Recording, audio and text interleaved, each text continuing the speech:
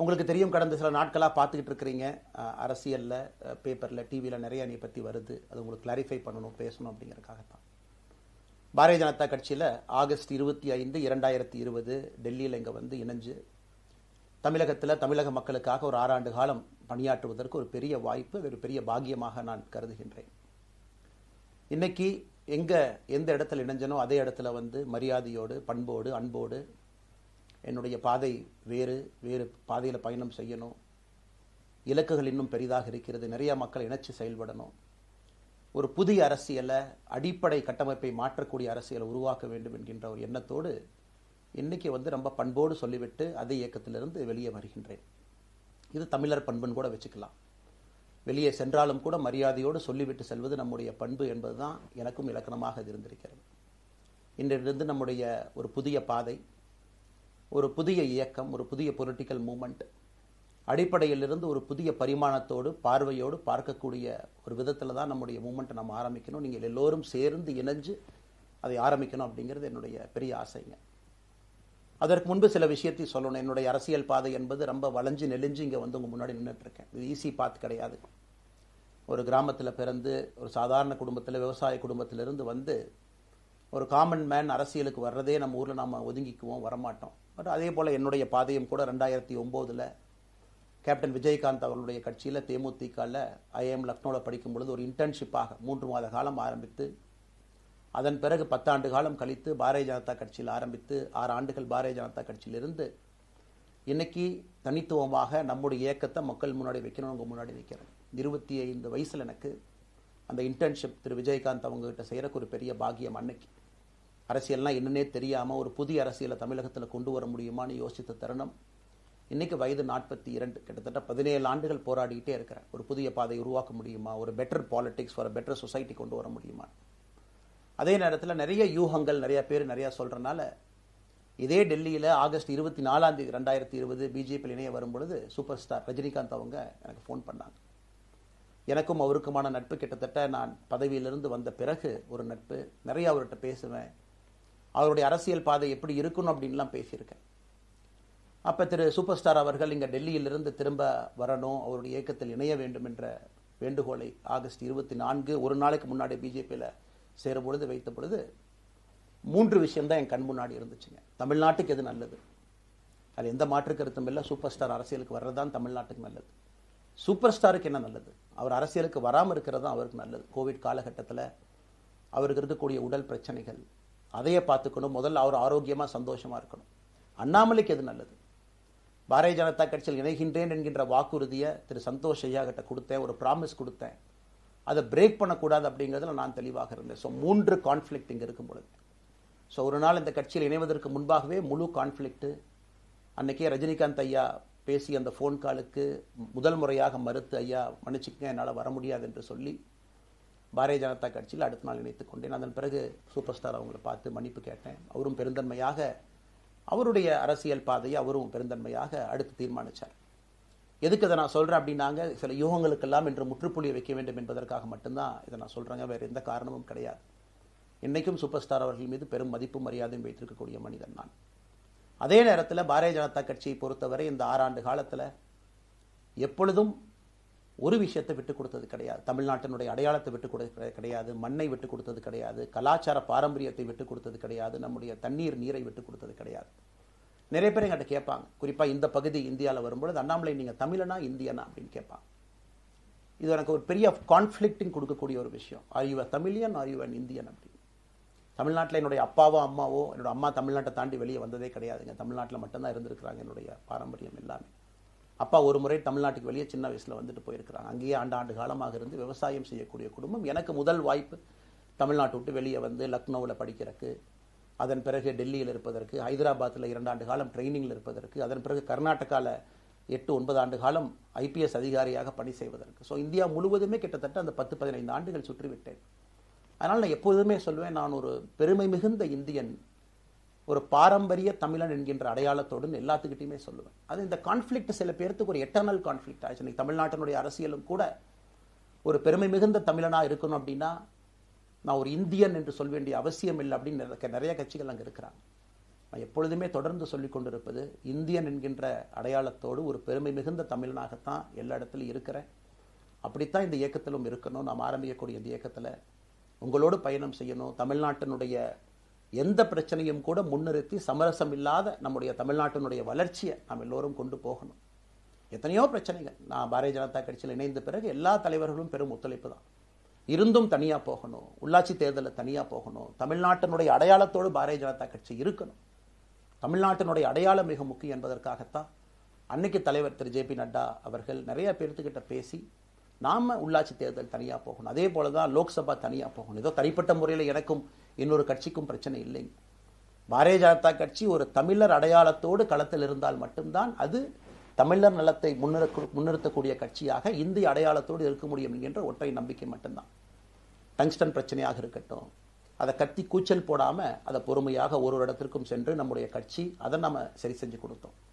Methane hydro carbon திட்டமாக இருக்கட்டும், நிலக்கரி சுரங்கம் திட்டமாக இருக்கட்டும், எதாக இருந்தாலும் கூட, ஏன் மேகதாத்து அணையில் இன்னைக்கு கர்நாடகாவில் எப்படி டி கே சிவகுமார் அவர்கள் சொல்கிறார்களோ அன்னைக்கு நாங்கள் அணை கட்டியே தீர்வோம் என்று சொன்ன பொழுது தமிழ்நாட்டினுடைய பாரதிய ஜனதா கட்சி கர்நாடகாவில் ஆட்சியில் இருந்த நம்முடைய பாரதிய ஜனதா கட்சியை அன்னைக்கு எதிர்த்து நாம உண்ணாவிரதம் தஞ்சாவூரில் இருந்தோம். எப்பொழுதும் எந்த உரிமையும் விட்டுக் கொடுக்கல. அதே நேரத்தில் அந்த கான்ஃப்ளிக்டை பொறுத்த வரைக்கும் கத்தி கூச்சல் போட வேண்டும் என்கின்ற அவசியம் இல்லை. பொறுமையாக பாந்தவியமாக பேசி நம்ம உரிமையை விட்டு கொடுக்காம செயலாற்ற முடியும் என்பதை ஒரு நாளும் கூட எனக்கு கிடைத்த பொறுப்புகளில் உங்களுக்கு நான் அதை காட்டிக்கிட்டே தான் வந்திருக்கேன்.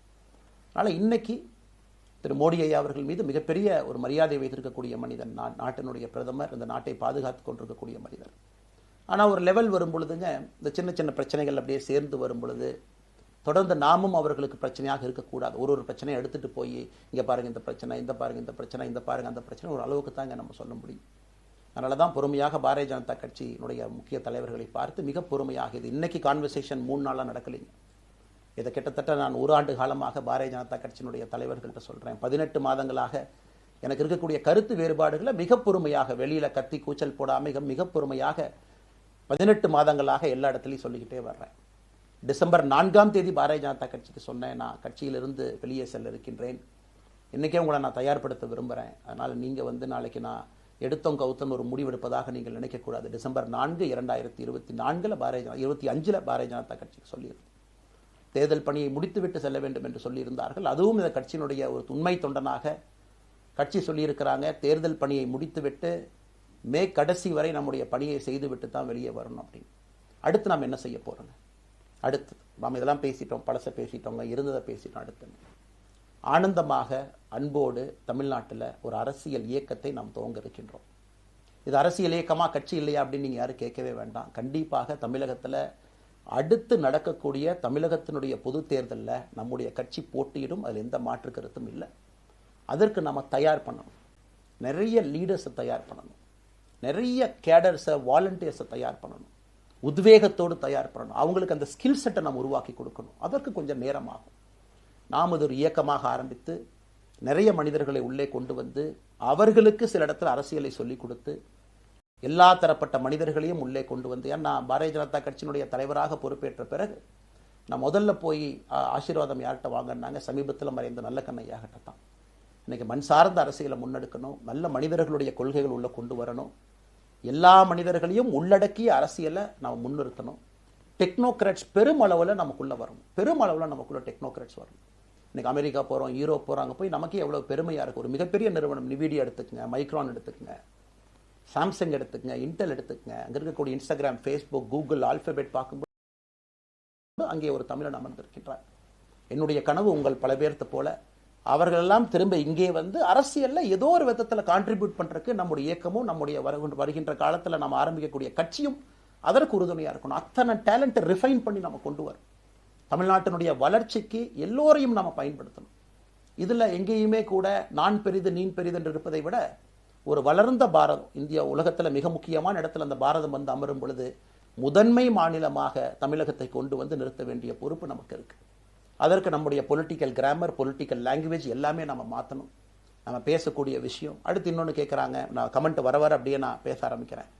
தமிழ்நாட்டில் இன்னைக்கு ஒரு அரசியல் கட்சி வேணுமான்னு கேட்டிங்கன்னா கண்டிப்பாக வேணும், அது எந்த மாற்று கருத்தும் இல்லை. காரணம், ஒரு கடைக்கு போய் நாம் ஒரு டூத் பேஸ்ட்டோ, ஒரு அரிசியோ, ஒரு பருப்போ வாங்கினா கூட 10 கடை ஏறி இறங்கி எங்கள் அம்மா அதெல்லாம் பார்த்து, விலையை பார்த்து, தரத்தை பார்த்து, பொருளை பார்த்து அத்தனை முறை வாங்கித்தான் பார்ப்பேன். ஏன்னா அது நம்ம உடம்புக்குள்ளே போகிற விஷயம். ஆனால் அரசியல் கட்சி இன்னைக்கு எத்தனையோ கட்சிகள் இருந்தாலும் கூட என்னுடைய நம்பிக்கை, நம்முடைய நம்பிக்கை, வருகின்ற காலத்தில் நம்முடைய அரசியல் இயக்கம் கட்சியாக மாறும் பொழுது மக்கள் அந்த தரத்தை பிரித்து பார்ப்பார்கள். தலைவர்கள் எப்படிப்பட்டவர்கள்? நாம எல்லோருமே காமன் மேன் பொலிட்டீஷியன்ஸ். பக்கத்து வீட்டுக்காரங்க மாதிரி தான் மக்கள் நம்மளை பார்க்க போறாங்க. தூரத்திலிருந்து நாம் கை காட்ட போவது கிடையாது. ஏன்னா நாம் யாரும் அப்படிப்பட்ட குடும்பத்திலிருந்து வரவில்லை, அப்படிப்பட்ட வளர்ப்பு நமக்கு இல்லை, நாம் யாரும் அப்படி இல்லை, தமிழனுடைய கலாச்சாரமும் பண்பாடும் இல்லை. அதெல்லாம் கூட நம்முடைய அரசியலில் முதல் நாள்லேருந்து கல்ட்டு பாலிடிக்ஸ்லேருந்து நம்ம வெளியே வரணும். அரசியல் மாற்றம்னு சொல்கிறாங்க, ஆனால் அதே கல்ட்டு பாலிடிக்ஸ். நாம் அதில் இருக்க போகிறதில்ல. கல்ட்டு பாலிடிக்ஸ்லேருந்து வெளியே. அண்ணாமலை என்ன பிறந்த நாளாக 10 பேர் கொண்டாடணுமா? அதனால தான் நம்ம பிறந்த நாள் அன்றைக்கி எதுவுமே நம்ம செய்யலை. என்னுடைய பிறந்தநாள் என்பது உங்கள் பிறந்தநாளை போல ஒரு நாள். நான் அரசியல் வருவதை என் பிறந்தநாளை எப்பவுமே கொண்டாடினது கிடையாது. அரசியல் வந்ததுக்காக சில பேர் போஸ்ட் அடிச்சு ஒட்டுறா. அந்த கலாச்சாரத்தையும் உடைக்க வேண்டும் என்பதற்காகத்தான் நேற்று நாம் எதுவுமே பேசலைங்க, இன்னைக்கு நம்ம பேசுகிறோம். இந்த கல்ட்டு பாலிடிக்ஸ்லேருந்து வெளியே வரணும். ஒரு காமன் மேன் பாலிடிக்ஸை முன்னிறுத்தணும். சமரசம் இல்லாத கொள்கை இருக்கக்கூடிய இயக்கமாக அது கட்சியாக முன்னாடி வரணும். அவ்வளவு குவாலிட்டியான லீடர்ஸை நம்ம பில்ட் பண்ணணும். ஒரு முதலமைச்சர் தமிழகத்தை மாற்ற முடியுமான்னு கேட்டிங்கன்னா கண்டிப்பாக முடியாது. முதலமைச்சர் இருக்கக்கூடிய 35 கேபினெட் அமைச்சர்கள் மாற்ற முடியுமான்னு கேட்டால் கண்டிப்பாக முடியாது. 234 சட்டமன்ற உறுப்பினர்கள் மாற்ற முடியுமான்னு கேட்டால் முடியாது. 39 பாராளுமன்ற உறுப்பினர்கள் மாற்ற முடியுமான்னு கேட்டிங்கன்னா முடியாதுங்க. அவர்களோடு உள்ளாட்சி பிரதிநிதிகளாக இருக்கக்கூடிய கிட்டத்தட்ட 30,000க்கும் மேற்பட்ட பிரதிநிதிகள், பஞ்சாயத்து தலைவரிலிருந்து ஆரம்பித்து கவுன்சிலரிலிருந்து, ஒரு கார்பரேஷன் கவுன்சிலரிலிருந்து, மேயரிலிருந்து, நம்முடைய நோக்கம் எல்லா இடத்துலையும் கிளீன் பாலிடிக்ஸ் கொண்டு வரும், எல்லா இடத்துலையும் கிளீன் கவர்னன்ஸ் கொண்டு வரும், எல்லா இடத்துலையும் ஹானஸ்ட், எஃபிஷியன்ட், கேப்பபிள், வேலையை செய்து முடிக்கக்கூடிய திறன் எல்லோரும். அந்த நாட்டில் தமிழகத்தில் கிட்டத்தட்ட 8 கோடி பேர்த்துக்கு நாம் இருக்கோம். 5.5 கோடிக்கு மேற்பட்ட வாக்காளர்கள் இருக்கும் பொழுது எல்லோரும் ஹானஸ்ட், எஃபிஷியன்ட், கேப்பபிள், வேலையை செய்து முடிக்கக்கூடிய திறன் படைத்த தலைவர்கள் அங்கே கொண்டு வந்து வைக்கணும். அதே நேரத்தில் பாலிடிக்ஸ் என்பது ஒரு ஃபேமிலிக்கு மட்டுமல்ல, தொடர்ந்து நாம மட்டும் இருப்போம் அப்படி இல்லைங்க. நம்ம இயக்கம் கட்சியாக மாறும் பொழுது உங்கள்கிட்டலாம் பேசி நம்ம டேர்ம் லிமிட் கொண்டு வரோம். நாம் ஒரு வித்தியாசமான கட்சினா எல்லோருக்கும் வாய்ப்பு கொடுக்கணும். 140 கோடி மக்கள் வசிக்கக்கூடிய அந்த நாட்டில் தமிழகத்தில் கிட்டத்தட்ட 8 கோடி பேர்த்துக்கு நாம் இருக்கோம். 5.5 கோடிக்கு மேற்பட்ட வாக்காளர்கள் இருக்கும் பொழுது எல்லோரையும் அரசியலுக்கு வாய்ப்பு கொடுக்கணும். டேர்ம் லிமிட் கொண்டு வரணும். எத்தனை முறை எம்எல்ஏவாக இருக்கணும், எத்தனை முறை எம்பியா இருக்கணும், எல்லோருக்கும் அது பொருந்தும், எனக்கும் அது உட்பட. The permanent leaders, permanent MLAs, permanent ministers, permanent MPs, அதை நம்ம உடைக்க போகிறோம். அதில் எந்த மாற்று கருத்தும் இல்லை. அது என்னை ஆரம்பித்து முதல் மனிதனாக இந்த இயக்கத்தில் இணைத்துக் கொண்டிருக்கக்கூடிய என்னை, ஒரு சாதாரண ஒரு மனிதராக என்னை ஏற்றுக் கொண்டிருக்கக்கூடிய ஒரு காமன் மேன் என்னை ஆரம்பித்து எல்லோருக்கும் இது பொருந்தும். இதை நாம இந்த இயக்கம் கட்சியாக மாறுகின்ற முதல் நாளில் நம்ம சொல்ல போறோம். No chair is permanent for anybody. அதில் நம்ம ரொம்ப தெளிவாக இருக்கின்றோம். புதியவர்கள் வரணும், வந்துகிட்டே இருக்கணும். It should flow like a water. New ideas வரணும், அந்த ஸ்ட்ரீம் போய்கிட்டே இருக்கணும். நம்மை தாண்டி இந்த இயக்கம் நிற்கணும். This movement should stand beyond us, not in name but in purpose and pursuit of excellence. இதெல்லாம் ஏதோ அண்ணாமலை அப்படிங்கிற பேர் கிடையாதுங்க. அதனால தான் ரொம்ப யோசிச்சு நாம கொண்டு வந்திருக்கோம். www.vtheleader.org அப்படிங்கிற அமைப்பு ஏற்கனவே 2020 நாங்கள் எல்லாம் சேர்ந்து ஆரம்பித்த அமைப்பு. நான் பேசி முடித்தோன்னா அந்த லிங்க் உங்களுக்கு லைவாக வந்துடும். vtheleader.org நீங்கள் உங்களை வாலண்டியராக இன்னைக்கு பொலிட்டிக்கல் ஒரு மூமெண்ட்டில் உங்களை நீங்கள் நினச்சிக்கணும். நாம் எல்லோரும் ஒன்று சேர்ந்து பேசுவோம். அதனால தான் இன்னைக்கு கோயம்புத்தூரில் இன்னொரு அறிவிப்பும் கூட கொடுக்கணும். எல்லாத்தையும் டைரெக்டாக எப்படி நம்ம பாலிடிக்ஸ்குள்ளே கொண்டு வர போகிறோம்.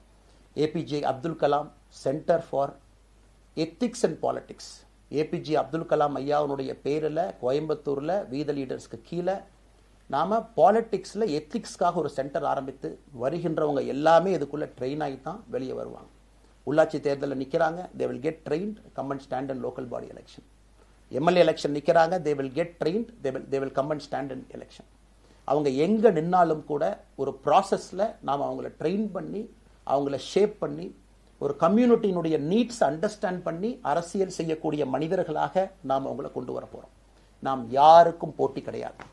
ஆளுங்கட்சி இருக்கு, நிறைய எதிர்கட்சி இருக்கு, எல்லோரும் இருக்கட்டும், சந்தோஷமா இருக்கட்டும், அவங்கவுங்க கொள்கையை சொல்லட்டும். நம்முடைய கொள்கையும் வருகின்ற காலத்தில் நம்ம எல்லோரும் இணைஞ்சு நம்ம கொள்கையை சொல்ல போறோம். இன்னைக்கு நான் ஏபிஜே அப்துல் கலாம் ஐயா அப்படிங்கிற பேரை உங்க முன்னாடி சொன்னதுக்கான காரணம் என்னன்னா, அவரை நான் மாணவனா பார்த்திருக்கிறேன், ஐபிஎஸ் அதிகாரியா பார்த்திருக்கிறேன், கேள்விகள் கேட்டிருக்கேன், லைவா அவர் பேசினதை கேட்டிருக்கேன். அவர் சொன்ன அத்தனை கான்செப்ட் இன்னைக்கு நமக்கு எப்போ பொருந்தோம், இன்னைக்கு பொருந்தும். எப்பவோ சொன்னார் விஷன் 2020, எப்போ சொன்னாருங்க? 2020. நம்ம 2020 2000 சொன்னார். நாம அந்த கோல் போஸ்ட் அப்படியே மாத்திட்டோம். அது மட்டும் இல்லை, அன்னைக்கு சொன்னாரு கிராமப்புறத்திலிருந்து நகரத்துக்கு யாரும் போகக்கூடாதுன்னா புறா providing urban amenities and rural areas, கிராமப்புறத்தில் அவ்வளவு ஃபெசிலிட்டியை கொண்டு வரணும். அது எல்லாம் கூட இன்னைக்கு யாருக்கு பொருந்ததோ இல்லையோ நம்முடைய சமுதாயத்துக்கு பொருந்தும். அவ்வளவு விஷயங்கள் சொல்லியிருக்கக்கூடிய ஏபிஜே அப்துல் கலாம் ஐயா நமக்கு மிக முக்கியமானவர். அவருடைய கருத்தியல் நமக்கு மிக மிக முக்கியமானது. ஒரு தேசிய மனிதராக பெருமை மிகுந்த தமிழனாக வாழ்ந்து மறைந்திருக்கக்கூடிய ஒரு அற்புதமான மனிதர். நிறைய நம்முடைய தலைவர்கள் இருக்காங்க. அத்தனை கொள்கைகளும் வேண்டும். ஒரு ஐடியாலஜி பார்த்தீங்கன்னா இட் ரைசஸ் அண்ட் ஃபால்ஸ். எந்த ஐடியாலஜியும் பெர்மனன்ட் நான் பிடிச்சிருப்பேன். கம்யூனிசம் 100 ஆண்டுகளுக்கு முன்பு எப்படி இருந்த ideology, for right movements, for left movement, centrist movement, liberal movement, ஒரு அரசியல் சரித்திரத்தை பார்க்கும் பொழுது அந்த ஐடியாலஜி தன்னைத்தானே மாற்றிக்கொள்ளவில்லை என்றால், அடுத்த தலைமுறைக்கு தேவையான வசதியை செய்து கொடுக்கவில்லை என்றால், அது எந்த ஐடியாலஜியாக இருந்தாலும் அது அழியும் என்பதுதான் காலத்தினுடைய கட்டாயம். நம்ம பார்த்துக்கிட்டு இருக்கோம். நாம் அதை தாண்டி நிற்கணும். நம்ம மூமெண்ட் அதையெல்லாம் தாண்டி மக்கள்கிட்ட நிற்கணும். இத்தனை பேர்த்த நம்ம எடுத்துகிட்டு போகணும். பெரிய ரிஸ்க் தாங்க, இது சாதாரண வேலை இல்லை. நம்ம எல்லோருமே மிடில் கிளாஸ் தான், காமன் பீப்புள் தான். நமக்கு ஒரு பெடிகிரி கிடையாது, பிஸ்னஸ் நம்ம அதில் பெருசாக அதுலேருந்து வரல, நமக்கு ஒரு ஸ்டார் வேல்யூ கிடையாது, ஒரு பெரிய பாரம்பரியமான அரசியல் கட்சி ஆரம்பித்து நம்ம கையில் யாரும் தூக்கி கொடுக்கல. நாம் எல்லோரும் கஷ்டப்பட்டு ஒரு படியாக தான் அந்த மூமெண்ட்டை கொண்டு போகணும். அதனால் என்னோடு வர நினைக்கக்கூடிய எல்லோருக்கும் என்னுடைய அன்பு வேண்டுகோள், கொஞ்சம் பொறுமை, கொஞ்சம் நிதானம். ஏன்னா ஒரு செங்கல் எடுத்து வைக்கும் பொழுது அது ஐடியலிசத்தோடு வைக்கிறோம், நேர்மையோடு வைக்கிறோம். தமிழகத்திற்கு ஒரு மாற்றத்தை கொடுக்க வேண்டும் என்கின்ற நோக்கத்தில் அந்த செங்கலை வைக்கும் பொழுது அந்த செங்கலுக்கு கியூரிங் ஆகிறதுக்கு ஒரு டைம் வேணும். அந்த செங்கல் பிடிமானத்தோடு நிற்கணும். அதன் பிறகுதான் அந்த பில்டிங் நிற்கும். இல்லாட்ட அடிக்கக்கூடிய புயல் காட்டுக்கு சாயக்கூடிய பில்டிங்கை நம்ம கட்ட போகிறது இல்லைங்க. அதனால் எல்லோருக்கும் நிறைய பேர் மெசேஜ் போடுறீங்க, மாற்றுக் கட்சியில் இருக்க உடனே கிளம்பி வரட்டுமான். எல்லோரும் சந்தோஷம். wethereader.org எல்லோரும் இணைஞ்சு இயக்கமாக அது விரைவில் சரியான நேரத்தில் நாம் அந்த மசில், ஜிம்முக்கு போனால் கூட நேரடியாக 50 கிலோ தூக்க முடியாதுங்க, 10 கிலோலேருந்து 50 கிலோவுக்கு போகும். நாம் அந்த மசிலை பில்டு பண்ணி அந்த மெட்டில் ஃபைபரை நம்முடைய தோழர்களுக்கு நம்ம பில்டு பண்ண உடனே அது பொலிட்டிக்கல் பார்ட்டியாக அது மாறும். அதுவரை பொறுமை பொறுமை பொறுமை. அவசரமாக ஒரு வெயிட்டை தூக்கி முதுகு பிடிச்சி கால் பிடிக்கிறத விட சரியாக ஒரு திசையிலும் அதை கொண்டு போய் இதை பக்காவான முறையில் நம்ம அதை செய்வோம். அதனால் இன்றிலிருந்து நம்முடைய wethereader.org அதில் மூமெண்ட் நம்ம ஆரம்பிக்கிறோம். கோயம்புத்தூரில் ஏபிஜே அப்துல் கலாம் ஐயாவோட பேரில் centre for ethics and politics அதை உருவாக்குறோம். உள்ளாட்சி தேர்தலுக்கு நிறைய மனிதர்களை இங்கிருந்து நம்ம அனுப்புகிறோம். அவங்க உள்ளாட்சி பிரதிநிதிகளாக வர்றாங்க. குட் பாலிட்டிக்ஸை நம்ம சொல்லிக்கிட்டே வர்றோம். அதனால தான் நான் அடிக்கடி சொல்லுவாங்க, நாம மாறுவோம், மாற்றம் தானாக நடக்கும். ஸோ அதனால தான் நம்முடைய இந்த மூமெண்ட்டினுடைய கொள்கையே மாறுவோம், மாற்றுவோம். Let us also change to bring change. இந்த ரெண்டையும் செய்வோம். யாரும் மீதும் வன்மம் கிடையாது. அதே நேரத்தில் நம்முடைய சமூக வலைதளத்தில் இருக்கக்கூடியவங்க நான் வாரியர்ஸ்னு சொல்லிங்க, you are the change agents. என்னை பொறுத்தவரை ஒரு மாற்றத்தை கொடுக்கக்கூடியவங்க நீங்கள். சண்டை களத்தில் சண்டை போடுறது நம்ம வேலை இல்லைங்க, மாற்றத்தை கொடுக்கக்கூடியது நம்முடைய வேலை. கடந்து வந்த பாதையை திரும்பி பார்க்கும் பொழுது கொஞ்சம் சந்தோஷத்தோடு, அதே நேரத்தில் யாரெல்லாம் கைப்பிடிச்சு இவ்வளோ தூரம் கூட்டிகிட்டு வந்தாங்களோ அவர்களுக்கு நன்றி உணர்வோடு, நம்ம முன்னாடி செல்லக்கூடிய பாதை இதுவரை வந்த பாதையிலிருந்து கொஞ்சம் மாறுபட்டு இருந்தாலும் நம்முடைய அனுபவத்தை வைத்து அதற்காக யாரையும் திட்டி தீர்க்கணும்னு அவசியம் இல்லை. சமூக வலைதளத்தில் நாம் ரொம்ப ரெஸ்பான்சிபிளாக இருப்போம். தமிழ்நாட்டில் நிகழக்கூடிய பிரச்சனை என்ன கமெண்ட் வேணாலும் யார் வேணாலும் போடலாம், பேசலாம். மைக்கே முன்னாடி இருக்குது, நான் பேசிட்டு போயிடுவேன்னு நினைக்கிறீங்க. பாதிக்கப்படுறவங்க பின்னாடி ஒரு குடும்பம் இருக்குது, குட்டி இருக்குது, குழந்தை இருக்குது, அவங்களுக்கும் ஒரு தனி அடையாளம் இருக்குது. அது என் சைட்லேருந்து தெரியாமல் ஏதாவது தவறு நடந்திருந்தாலும் கூட, என்னை ஆதரித்து செய்பவர்கள் ஏதாவது தவறு செய்திருந்தாலும் கூட அதற்காக இந்த நேரத்தில் நான் மன்னிப்பும் கேட்டுக்கிறேன். இப்போ இருந்து நம்முடைய பாதை, முன்னாடி செல்லக்கூடிய பாதை என்பது மக்களுக்கான பாதை, ஒரு பாசிட்டிவான பாத். காமன் மேன் பாலிட்டிக்ஸை நம்ம பில்ட் பண்ணுறோம். ஃபவுண்டேஷனோடு மேலே வரப்போகிறோம். தமிழ்நாட்டை எல்லா இடத்திலும் கூட கீழிருந்து மேலே வரை அந்த மாற்றத்தை கொண்டு வர போகிறோம். அதனால தான் நான் இன்ஸ்டாகிராம் லைவ்ல வந்தேன். ஒரு புதிய தலைமுறையை நம்ம அரசியலுக்குள்ள கொண்டு வரணும். அவங்களை ஒதுக்கி வைக்க முடியாது. ஏன் அப்படி ஓட்டு போடுறாங்க, ஏன் அப்படி ஓட்டு போடுறாங்க கேட்க முடியாது. They are hungry for change. மாற்றம் வேண்டும் என்று துடித்துக் கொண்டிருக்கின்றார்கள். உடனே நடக்கணும். யூரோப்பியன் கண்ட்ரி போகிறாங்க, டூர் பார்க்குறாங்க, சோஷியல் மீடியா பார்க்குறாங்க. தமிழ்நாட்டில் ஏன் நாளைக்கு காலையில் நடக்கலைங்க? அதே நேரத்தில் நம்முடைய பெரியவர்கள் எத்தனையோ பேர் நான் பார்க்குறேன். வயசான நம்முடைய பெரியவர்கள் நடந்து போகிறது கூட இன்னைக்கு ஒரு பார்க் நமக்கு கிடையாது. சாயந்தரம் ஆனந்தமாக இத்தனை காலமாக உழைத்து விட்டு வீட்டில் இருக்கிறாங்க. ஓய்வெடுக்கக்கூடிய நேரத்தில் கூட ஒரு கிரீன் ஸ்பேஸ் அர்பன் ஏரியாவில் கிடையாது, ரூரல் ஏரியாவில் கிடையாது. இத்தனை 60 ஆண்டு காலம் இந்த நாட்டில் வாழ்ந்தும் கூட கடைசி 20 ஆண்டுகள் நிம்மதியாக இருப்பதற்கான கட்டமைப்பை நம்ம உருவாக்கல. ஸோ எல்லாத்தையும் நம்ம யோசிக்கணும். ஒரு பக்கம் ஜென்சி, ஜென் ஆல்ஃபா யூத் இருக்காங்க, அந்த வேகத்துக்கு தீனி போகணும். இன்னொரு பக்கம் வயதான பெரியவர்கள், முதிர்ச்சி அடைந்தவர்கள், பக்குவப்பட்டவர்கள் இருக்கிறாங்க. அவங்களுடைய கடைசி காலத்தை பக்குவமாக வாழ்வதற்கான வசதியை நாம் ஏற்படுத்தி கொடுக்கணும். அதனால் ரொம்ப நேரம் நான் பேசிக்கிட்டே போலிங்க. அதனால் நிச்சயமாக வருகின்ற காலத்தில் நிறைய பேசுவோம், நிறைய விஷயங்களை நாம் பேசுவோம், நிறைய விஷயங்களை பகிர்ந்து கொள்வோம். அதனால் நிச்சயமாக நமக்கு நல்லது நடக்கும். இன்னொரு கேள்வி கேட்டிருக்கீங்க, ஏன்னா நான் பேச பேச அது அப்படியே மேலே வந்துட்டு இருக்கேன், எனக்கு இது புதுசுங்க, அப்படியே நானும் மேனேஜ் பண்ணி பேசிகிட்டு இருக்கேன். உங்களுக்கும் பிரதமருக்கும் இருக்கக்கூடிய முடிவு, நம்முடைய பிரதமர் மோடி அவர்கள் நம்முடைய பிரதமர், அந்த கௌரவம் இருக்கும். ஆனால் பாரதிய ஜனதா கட்சியிலிருந்து ஒரு விஷயத்தை நம்ம டிஸ்அக்ரி பண்ணுறோன்னா கம்பீரமாக ஸ்ட்ரெயிட்டாக நம்ம டிஸ்அக்ரி பண்ணுவோம். 3 மொழி கொள்கை சமீபத்தில் கொண்டு வந்திருக்கக்கூடிய டைம் டேபிளில் மாற்றம் 2029 தான் 9ஆம் கிளாஸ் பசங்க 3வது மொழியை படிச்சிருக்கூடாது, 2020 மாற்றிய பொழுது நான் குரல் கொடுத்தேன். அதில் எந்த மாற்று கருத்தும் இல்லை. நாம் அப்போஸ் பண்ணுறதுக்காக யாரையும் அப்போஸ் பண்ண மாட்டாங்க, எதிர்ப்பதற்காக நம்முடைய அரசியல் கிடையாது. எப்படி திமுகவை பார்க்கின்றோமோ, எப்படி அதிமுகவை பார்க்கின்றோமோ, எப்படி டிவிகேவை பார்க்குறோமோ, எப்படி அண்ணன் சீமான் அவர்களை பார்க்குறோமோ, எப்படி அண்ணன் அன்புமணி அவர்களை பார்க்குறோமோ, எப்படி இங்கே இருக்கக்கூடிய எல்லா தலைவர்கள், அண்ணன் ஜி.கே. வாசன் அவர்கள், ஏசி சண்முகம் அவர்கள், பாரிவேந்தர் அவர்கள், ஜான் பாண்டியன் அவர்கள், எல்லா கிருஷ்ணசாமி ஐயா அவர்கள், ஐயா வைகோ அவர்கள், அம்மா பிரேமலதா அவர்கள், எல்லா தமிழகத்தில் இருக்கக்கூடிய எல்லா அரசியல் கட்சியினுடைய தலைவர்கள் எப்படி பார்க்கிறோமோ அப்படித்தான் நான் பாரதிய ஜனதா கட்சியை பார்ப்பேன். அதற்காக நம்ம போய் ஒரு வன்மமோ எதுவும் கிடையாது. கட்சி அவங்க கொள்கையை அவங்க முன்னிறுத்த போறாங்க, நம்ம இயக்கத்தினுடைய கொள்கை, நம்ம கட்சியினுடைய கொள்கையை நம்ம முன்னிறுத்த போறோம். யாருக்கும் நாம் போட்டி கிடையாது. மக்கள் முன்னாடி தரம் பார்த்து மக்கள் நம்மை தேர்ந்தெடுப்பார்கள் என்கின்ற நம்பிக்கையோடு மக்கள் முன்னாடி நம்ம நிற்கிறோம். அடுத்து இன்னொரு கேள்வி கேட்டீங்க, அமித்ஷாஜி அவங்கள நீங்க பார்த்தீங்க, போட்டோலாம் வந்துச்சு, என்ன விஷயம் அப்படின்னு. அமித்ஷாஜிட்டையும் அமித்ஷா அவர்கள்ட்டையும் ரொம்ப பொறுமையாக போய் நான் சொன்னேன், இந்த மாதிரி எக்ஸ்பிளைன் பண்ண நான் போகணும். அதே நேரத்தில் நான் யாரிடமும் சண்டை போட்டு விட்டு தமிழகத்தில் உட்காந்து I am resigning from party நான் அனுப்புகிற ஆள் நான் கிடையாது, எனக்கு அது பழக்கமும் கிடையாது. வந்து நேராக உங்கள் கண்ணை பார்த்து சொல்லிட்டு சில தவறுகள் இருந்தாலும் அதையும் சொல்லிவிட்டு போகக்கூடியதான் என் பண்பு. அதை நாகரீகமாக செய்ய முடியும் என்று நினைக்கின்றேன் என்று சொல்லிவிட்டு தான் வெளியே வந்தேன். அப்படி தான் ஒரு தலைவர்கிட்டையும் பண்ணேன். அதை நாம் எப்பொழுதுமே பண்ணுவோம். நாகரிகமான அரசியலை முன்னெடுப்போம். சமூக வலைதளத்தில் ஆபாசம் வேண்டாம், சமூக வலைதளத்தில் நல்லதை பேசுவோம். எல்லோரும் அவங்கவுங்க இடத்துல தமிழ்நாட்டு மக்களுக்கு நல்லது பண்ணட்டும். பொறுமை பொறுமை பொறுமை. கடைசியாக இந்த வார்த்தையை திரும்ப நான் பயன்படுத்துகிறேன். பில்டிங் கட்டுறோம், கீழிருந்து கட்டுறோம், அதை சரியான முறையில் கட்டி எடுத்துகிட்டு போகணும். நம்புங்க, கூட இருங்க. 42 ஆண்டுகள் வளைவிஞ்சு நெலிஞ்சு சுற்றி இன்னைக்கு இந்த இடத்துல உங்கள் முன்னாடி வந்து உட்கார்றேன். நிச்சயமாக நம்ம எல்லோரும் சேர்ந்து ஒரு பெரிய புரட்சியை, மாற்றத்தை தமிழகத்திற்காக, ஒரு பாரத நாட்டுக்குள்ள, இந்திய நாட்டுக்குள்ள முதன்மை மாநிலமாக தமிழகத்தை கொண்டு வருவது மட்டும்தான் நம்முடைய குறிக்கோள். வேறு எதுவும் நம்முடைய குறிக்கோள் கிடையாது. அதற்காக நம்முடைய வாழ்வை அர்ப்பணிப்போம். காத்து கொண்டிருக்கக்கூடிய எல்லோருக்கும், கேட்டுக்கொண்டிருக்கக்கூடிய எல்லோருக்கும் உங்களுடைய பொறுமைக்கு நன்றி தெரிவித்து மறுபடியும் சொல்லிக் கொள்கின்றேன். மாறுவோம்,